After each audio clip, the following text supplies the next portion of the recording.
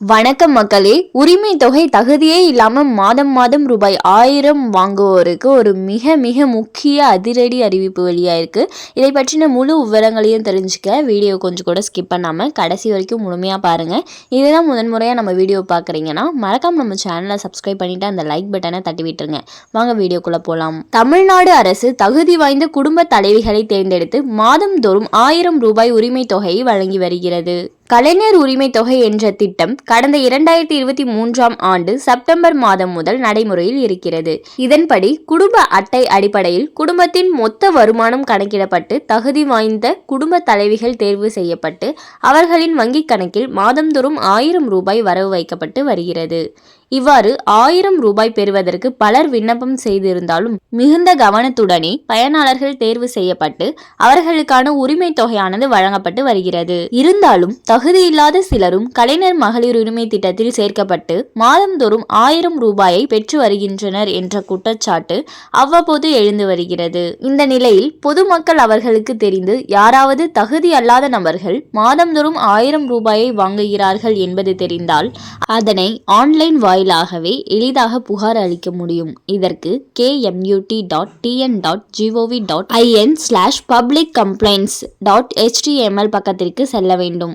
அதில் புகார் தெரிவிக்கும் நபர் அவருடைய பெயர், தொலைபேசி எண் மற்றும் முகவரியை உள்ளிட வேண்டும். இதில் பெயரும் தொலைபேசியும் கட்டாயம் என தெரிவிக்கப்பட்டுள்ளது. இதனை அடுத்து தகுதியற்ற நபர் யார் என்பது குறித்த விவரங்களை குறிப்பிடுவது கட்டாயம்.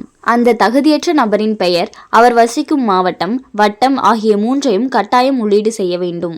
இது தவிர அந்த நபரின் கைபேசி எண், வருவாய், கிராமம், ரேஷன் கடை முகவரி ஆகியவை தெரிந்தால் உள்ளீடு செய்யலாம். தெரியவில்லை எனில் விட்டுவிடலாம். இதனை அடுத்து அந்த நபர் ஏன் மகளிர் உரிமை தொகை பெறுவதற்கு தகுதி இல்லாதவர் என நீங்கள் கருதுகிறீர்கள் என்பது குறித்து 500 எழுத்துகளுக்கு மிகாமல் பதிவிட வேண்டும். தகுதியின்மைக்கு என்னென்ன காரணம் இருக்கிறது என்பது குறித்த ஆப்ஷன்களும் இந்த இணைய பக்கத்திலேயே வழங்கப்பட்டுள்ளது. குடும்பத்தின் ஆண்டு வருமானம் ரூபாய் 2.5 லட்சத்திற்கும் மேல் உள்ளது. குடும்பத்தில் அரசு ஊழியர்கள், அரசு ஓய்வூதியம் பெறும் நபர்கள் உள்ளனர். குடும்பத்தில் வருமான வரி கணக்கு தாக்கல் செய்பவர் அல்லது வருமான வரி செலுத்துபவர் உள்ளனர். குடும்பத்தில் சொந்த பயன்பாட்டுக்கான 4 சக்கர வாகனம் உள்ளது என்பன உள்ளிட்டவற்றில் எது பொருத்தமானதோ அதையும் தேர்வு செய்ய வேண்டும். குடும்பத்தில் தேர்ந்தெடுக்கப்பட்ட மக்கள் பிரதிநிதிகள் உள்ளனர். குடும்பத்தில் சமூக பாதுகாப்பு திட்ட ஓய்வூதியம் மற்றும் அரசிடமிருந்து பிற ஓய்வூதியம் பெறுபவர் உள்ளனர்.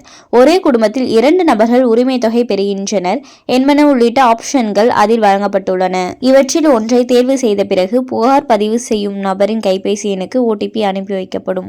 அதனை உள்ளீடு செய்தால் உங்களுடைய புகார் சம்பந்தப்பட்ட அதிகாரிக்கு அனுப்பி வைக்கப்படும்.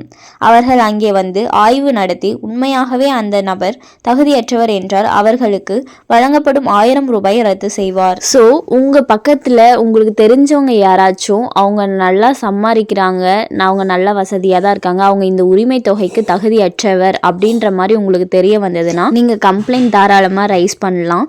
ஸோ மேலும் இது போன்ற அரசாங்கம் சார்ந்த அனைத்து அப்டேட்களையும் உடனுக்குடனே தெரிஞ்சுக்கணும்னு நினச்சிங்கன்னா மறக்காமல் நம்ம சேனலை சப்ஸ்கிரைப் பண்ணி பக்கத்தில் இருக்க பெல் ஐக்கானை கிளிக் பண்ணி அதில் ஆளுங்கிற ஆப்ஷனை செட் பண்ணி வச்சுக்கோங்க. அப்போ தான் நம்ம அப்லோட் பண்ணுற வீடியோ உடனுக்குடனே உங்களுக்கு நோட்டிஃபிகேஷனாக வந்து சேரும். அது மட்டும் இல்லாமல் அந்த லைக் பட்டனை தட்டி விட்டுருங்க. தேங்க்ஸ் ஃபார் வாட்சிங்.